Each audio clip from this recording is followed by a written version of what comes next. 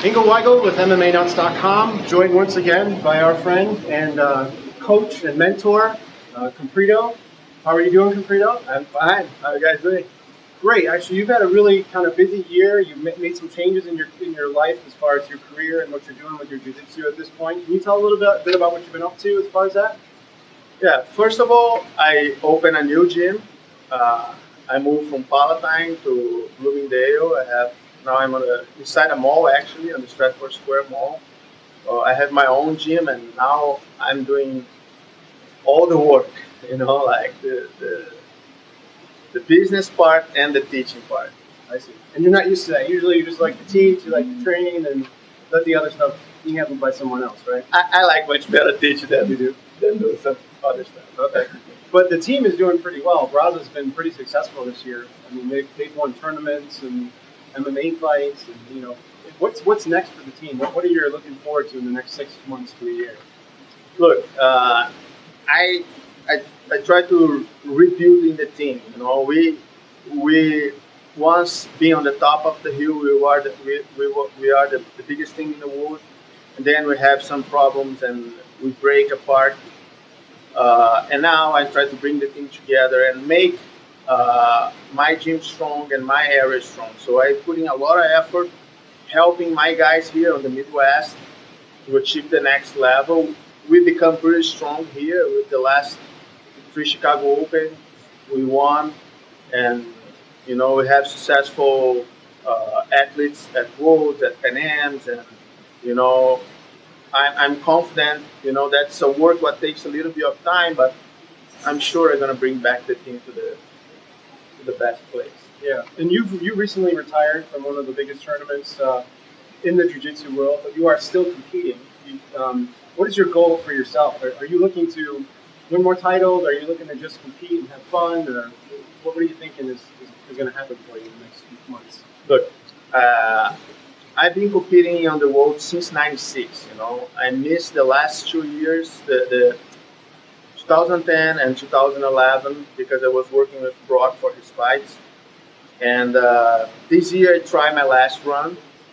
But it's just, if you're not on the top of your game, if you don't have the time you need to being ready, that's not a competition you can go have power, And I decide I already fight that tournament enough. I did what I have to do, and I retire for that competition. But I like to compete, So then you guys are still gonna see me maybe in a smaller competition. Or fighting as masters in Pan Am's, in Worlds, or other competitions, but World Championship on the adult division. I think I'm done. I did what I have to do. Well, you did plenty. You won plenty of titles, and it's funny you mentioned Brock because there is a lot of talk on the internet, from Dana White included, that wanted to know if the fans are interested in Brock versus Fedor. Have you talked to Brock in the last few months? I know he's off doing WWE wrestling, whatnot, and doing like the MMA thing over there. Is he training? Have you heard from him or anything? Or? But yeah, I keep contact with Brock, and he's in a great shape, But I mentioned it every time somebody asks me a question about Brock. I always give the same answer: believe in what Brock says, or what Dana White says. Those are the two persons who can talk about him at the MMA world. If you ask me what I think about this fight or that fight, I can give you my opinion. But okay. Well, if say you were to train Brock for Fedor, what would be your strategy?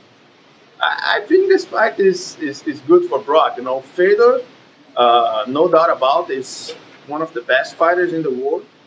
But I think style-wise, I don't think Fedor can stop Brock takedown, and survive to Brock's ground and pound is not an easy task, So if this fight ever happen, I'm confident in Brock. I know he can accomplish amazing things. So maybe some time off from MMA and the grind of top-level competition, give him a chance to heal up and kind of rejuvenate possibly a really good MMA career. And, there's another guy that's on the radar supposedly for Brock, which is Bautista. Just had a recent MMA fight. I don't know if you saw it. Did you see it? No, I don't have a chance to watch. I can tell you what happened. I mean, he basically didn't do too well in the striking, but he got a takedown and finished via some shots to the back of the head and grounding pound. Looked a lot like Brock with maybe a little less excitement on the stand-up. So, do you think that's a fight that could be interesting?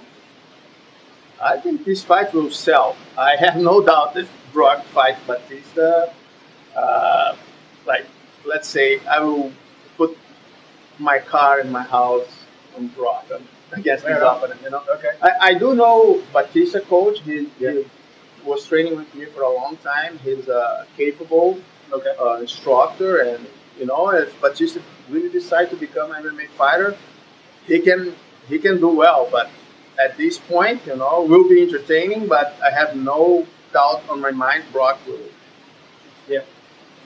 win the fight without any hard time. I see. So, in your opinion, will we see him in the octagon again? Is that a possibility? In my opinion, Dana White know what to do, and if he really want to Brock back, he can have it. You know, he has one of the. I think you were mentioning this. The top 5 pay-per-views. He's in the mix for 2 or 3 of them ever in the history of the UFC. He's on the mix of 4 of the top 5. Okay, like UFC 100, I think was the largest. Which was a great card, and obviously the UFC's been kind of having some struggles in their pay-per-view numbers this year, and I'm sure they would love to have Brock back too. So I'm sure Dana White knows the answer for this question. You know, like fair enough. So let's switch gears. There's a competition coming up this weekend. It's called Metamoris, and it happens October 14th. Some of the greatest professionals in jiu-jitsu are going to compete in what looks to be a submission-only tournament. Do you feel that this type of a thing is something that's good for the sport moving forward? Or? I think it's very good for the sport on the sense that the athletes get paid.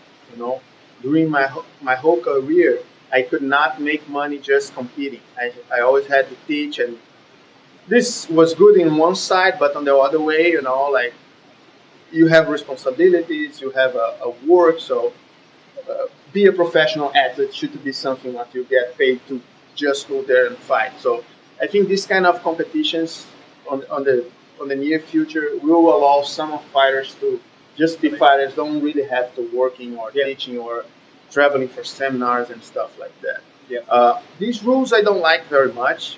The fact that it's 20 minutes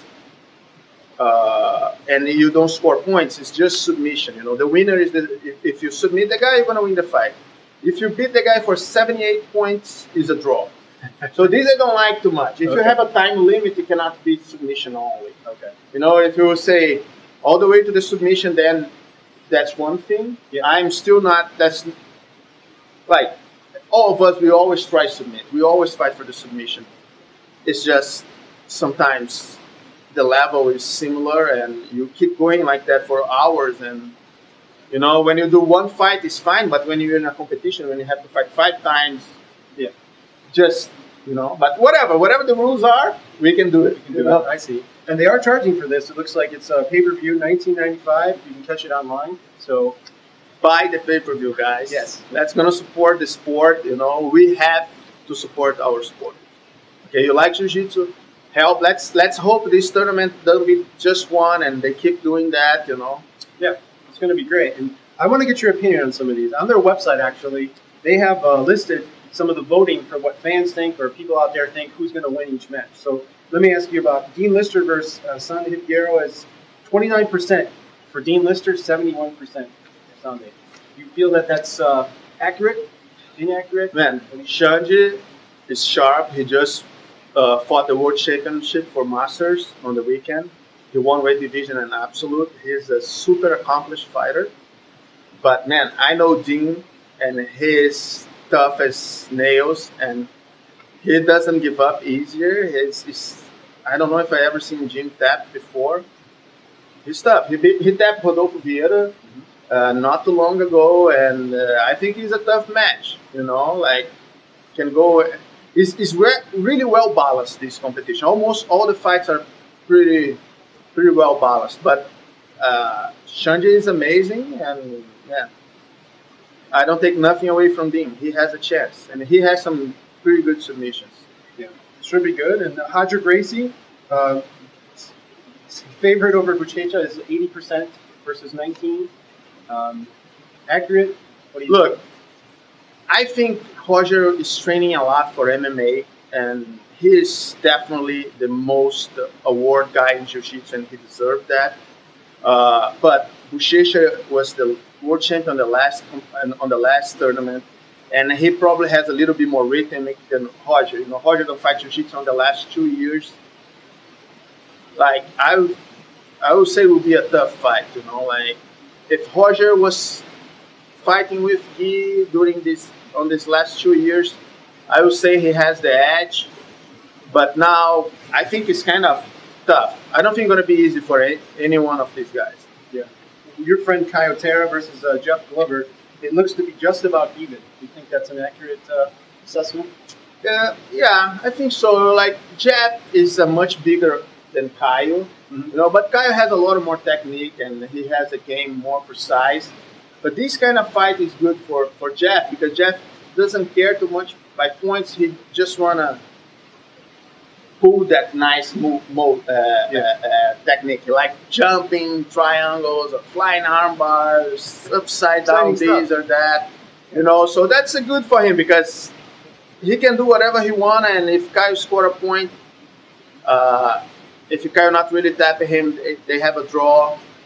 You know, it's a draw. You know, the points are not there. That's what they don't like on this. Yeah. 20 minutes or submission, or you have to put points. So Nice. Yeah, that's true.